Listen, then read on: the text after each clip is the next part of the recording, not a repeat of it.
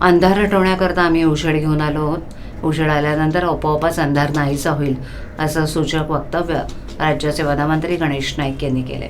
तसंच आम्ही चेहऱ्यावर भाव दाखवत नाही तर आनंदाचे भाव मनामध्ये राहिले पाहिजेत, असा टोला लगावून एकमेकास सहाय्य करू अवघे धरू सुपंथ, अशी सहकार्याची भावनाही त्यांनी व्यक्त केली।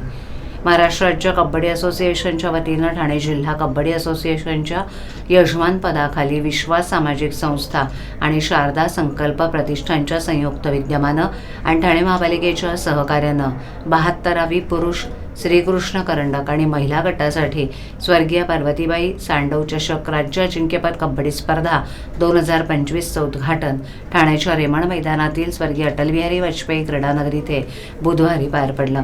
या प्रसंगी आमदार संजय केळकर, कबड्डी असोसिएशनचे कार्याध्यक्ष माजी खासदार गजानन कीर्तीकर, खासदार डॉक्टर संजीव नाईक, ठाणे जिल्हा कबड्डी असोसिएशनचे अध्यक्ष कृष्णा पाटील, भाजपा जिल्हाध्यक्ष संजय वाघोले इत्यादी उपस्थित होते।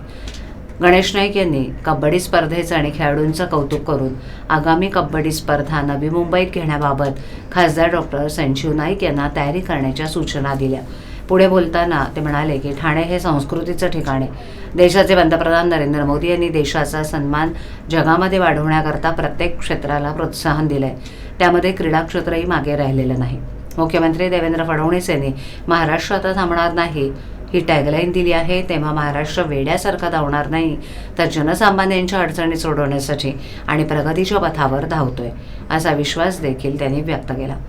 तर आमदार संजय केळकर यांनी महाराष्ट्र आता थांबणार नाही तसंच महाराष्ट्राच्या कबड्डीला पुढे नेण्यासाठी सरकार कटिबद्ध असल्याची ग्वाही दिली।